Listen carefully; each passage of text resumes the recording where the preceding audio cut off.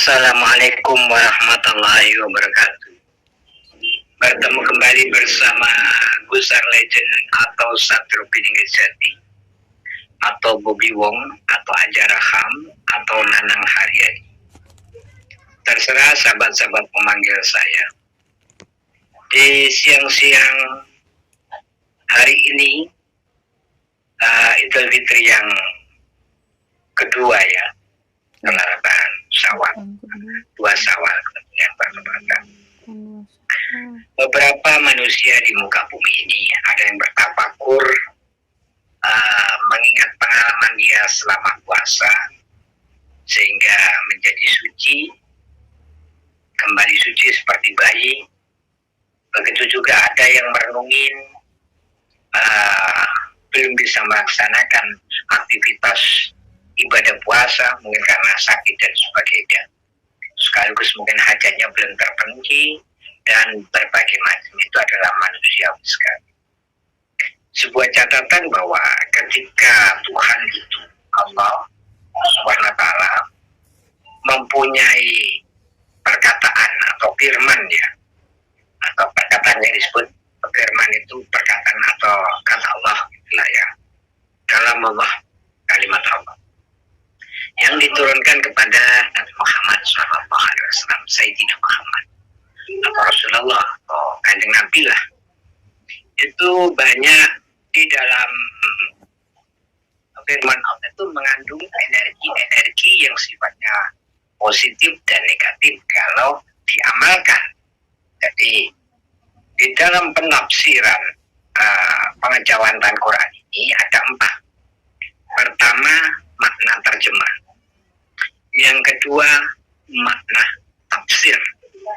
Yang ketiga, itu makna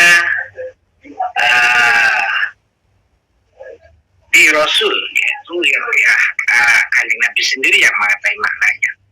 Mana tafsir, makna terjemah, dan makna bil hikmah, makna hikmahnya. Makna hikmah itu biasanya kemuliaan ayat Al-Quran itu nggak tahu artinya apa-apa, tapi begitu dibaca dengan istiqomah mempunyai kemuliaan dan keistimewaan atau hikmah. Itu termasuk juga yang ketiga. Dan yang keempat itu makna yang diketahui oleh Rasulullah sendiri dan Allah Subhanahu wa Ta'ala, karena itu adalah firman dari Allah yang diberikan kepada Nabi Muhammad, sehingga Allah memberikan beberapa pengertian dan pemaknaan sesuai zamannya, sesuai yang bersangkutan yaitu Rasulullah SAW. Dari 4 makna itulah di Al-Quran ini banyak para alim ulama mengamalkan atau menafsiri dan menerjemahkan dari beberapa ayat-ayat yang diturunkan oleh Allah pada Nabi Muhammad. Itu sahabat-sahabat. Nah, di sini kita diskusi bersama Ratu Tunjung sekarang mungkin membahas sebelumnya manfaat atau hikmahnya dari surat-surat atau kalimat yang kita bacakan. Karena ada juga yang Al-Quran itu semuanya punya hati. Contohnya intinya surat Yasin itu salamu alaikum. Hatinya surat Al-Ikhlas itu Allahu Somad. Hatinya surat Al-Falaq min syarri ghasiqin idza waqab. Hatinya surat Anas ila Inas dan lain sebagainya. Oleh karena itu mungkin ada pertanyaan-pertanyaan tentang Al-Quran, ya, surat-surat terutama. Nah, saya persilakan buat Ratu Tunjung Sekar untuk memberikan pertanyaan kepada saya. Kalau saya bisa saya jawab. Kalau bisa nanti saya cari referensi lain. Oke, silakan Ratu Tunjung Sekar.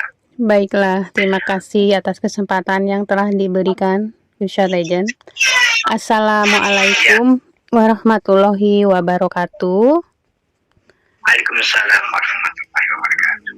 Minal aidin wal faidin, mohon maaf lahir dan batin kepada semuanya. Saya ada pertanyaan.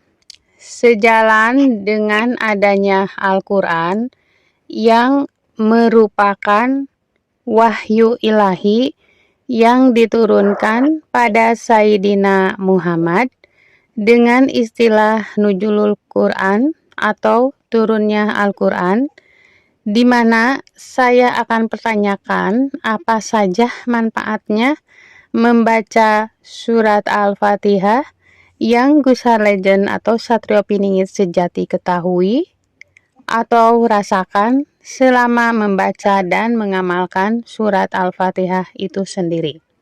Terima kasih. Oke, terima kasih atas pertanyaannya Ratu Tunjung Sekar tentang apa manfaatnya ya membaca surat Al-Fatihah sesuai pengalaman pribadi saya yang pernah dialami. Ya, terus terang aja, Ummul Quran, ibunya Al-Quran, fi suratul Fatihah, yaitu surat Al-Fatihah. Wa umil suratul Fatihah, dan ibunya surat Al-Fatihah itu fi kalimatu bismillahirrahmanirrahim. Wa kalimatu bismillahirrahmanirrahim. Wa umil kalimatu bismillahirrahmanirrahim bilafzi bismi. Wa umil lafzi bismi fi hurufin ba, yang artinya bahwa ibunya Al-Quran itu adalah surat Al-Fatihah. Nah, ibunya surat Al-Fatihah itu kalimat Bismillahirrahmanirrahim, dan ibunya surat Bismillahirrahmanirrahim itu dilafaz Bismillah, dan ibunya lafaz Bismillah di hurufin ba. Nah, ketika ditanyakan apa manfaatnya dari kurang lebih tujuh, ada yang mengatakan 7, ada yang mengatakan 8 ayat kalau dengan khasiat-khasiatnya atau manfaatnya. Ya, saya kasih contoh dulu ya, satu ya. Kalau orang membaca Alhamdulillah saja, manfaatnya bila ada orang menderita sakit batuk, ayat Alhamdulillah ini ditulis pada mangkok putih lalu dilebur dengan minyak wijen, kemudian diminumkan, insya Allah lekas sembuh. Itu diantaranya manfaatnya. Itu ya. Dan yang kedua, Robbil Alamin. Robbil Alamin itu manfaatnya bila mana Anda ingin disayangi atau dicintai oleh orang lain, maka ayat Robbil Alamin ini ditulis pada cawan atau mangkok putih lalu dilebur dengan minyak wijen, kemudian dipakai untuk minyak rambut. Insya Allah banyak orang yang menaruh kasih sayang. Itulah manfaat energi dari firman Allah surat Al-Fatihah. Dan yang ketiga itu diantaranya manfaat Ar-Rahmanur Rahim. Bila mana ada tanaman yang kurus kering, maka ayat Ar-Rahmani ini ditulis pada cawan atau mangkok putih lalu dilebur dengan air, kemudian disiramkan pada tanaman yang kurus itu, insya Allah akan sembuh, subur, dan terhindar dari segala macam penyakit. Nah, yang keempat, Ar-Rahimu, manfaatnya bila mana ada binatang buas atau musuh yang sudah dekat, maka ayat Ar-Rahimu ditulis pada kertas kemudian dipakai. Insya Allah binatang yang buas atau musuh itu akan pergi jauh. Dan yang kelima, itu masih di dalam surat Al-Fatihah manfaatnya, Maliki Yaumiddin. Bila mana ada orang mendirikan rumah, maka ayat Malik Yaumiddin ini ditulis pada kertas. Kemudian itu diletakkan pada tiap sudut rumah. Insya Allah selamat dari mara bahaya. Itu khasiat-khasiatnya. Nah, sebaliknya manfaat dari iya karena butuh itu bila mana ada tanaman yang dimakan oleh tikus, celeng atau burung, maka ayat iya karena butuh itu ditulis pada kertas kemudian dimasukkan ke dalam lumbung lalu ditancapkan pada sudut sawah. Insya Allah tanaman itu tidak akan dimakan oleh tikus, celeng atau hama lainnya. Itu kandungan energi tulisan lafaz liya kana butuh itu, yang tapi bahasa Arab ya, bukan bahasa Indonesia. wa iyyaka nasta'inu. Manfaatnya bila mana ada binatang buas atau orang yang sedang mengamuk, maka ayat wa iyyaka nasta'in itu dibaca 7 kali, insya Allah akan selamat dari amukannya. Itu yang ketujuh. Yang kedelapan, ihdinas siratal mustaqim. Manfaatnya bila mana ada orang yang tersesat atau merasa kebingungan dalam suatu perjalanan, kata orang Jawa itu, kena oyot mimang, maka ayat ihdinas siratal mustaqim dibaca seraya memejamkan mata, insya Allah segera tahu jalan dan tidak merasa bingung lagi. Ya, contohnya kalau kita lagi pulang ke daerah naik bus itu tahunya setengah hutan, saya pernah itu. Nah, membaca kalimat ihdinas siratal mustaqim itu ya. Kalau nyasar ya. Ya, yang kesembilan siratal mustaqim. Manfaatnya bila mana ada orang yang menaruh kebencian terhadap Anda, maka ayat siratal ladina ya dibaca ikhlas, dengan ikhlas hati, insya Allah kebencian orang tersebut akan segera hilang terhadap Anda sehingga beralih menjadi belas kasih, gitu ya. Dan yang ke-10, ini masuk banyak sebenarnya manfaatnya, cuma saya terangkan sampai 13 saja ya. An'amta alaihim. Manfaatnya bila mana ada musuh enggak menyakiti Anda, maka ayat an'amta alaihim ini dibaca pada segenggam pasir, kemudian disebarkan di depan atau di belakang musuh itu, maka ia akan kelihatan api. Lagi pula si musuh tidak bisa melihat Anda. Itu ya. Kan anta alaihim. Nah, manfaat lagi 11 ya. Ghairil maghdubi alaihim.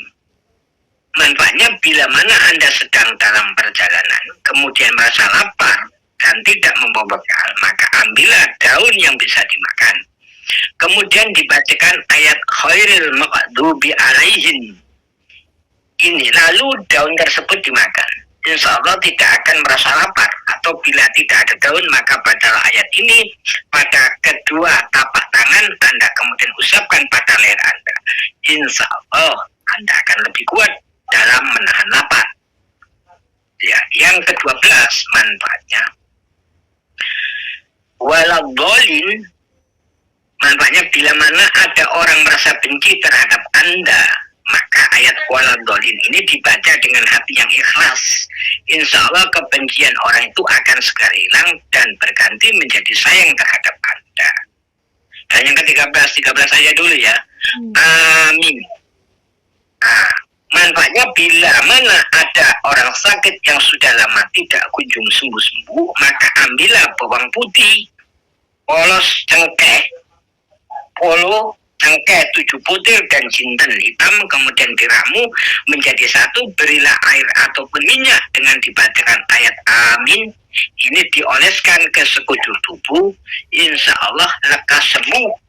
Di samping itu ayat amin ini telah memiliki khasiat yang barang siapa mau membacanya dengan ikhlas hati, maka Allah akan mengampuni dosa-dosanya. Itu diantaranya manfaat surat Al-Fatihah yang dipertanyakan oleh Ratu Tunjung Sekar. Apakah ada keterangan? Sebenarnya banyak, tapi saya jelaskan cuma segelintir aja kalau manfaatnya sendiri. Nah, hatinya surat Al-Fatihah itu sesuai dengan yang tidak bisa dibantah, itu hanya Malik Yaumiddin, itu hatinya surat Al-Fatihah. Ya, oke, Ratu Tunjung Sekar, ada pertanyaan lagi? Sudah.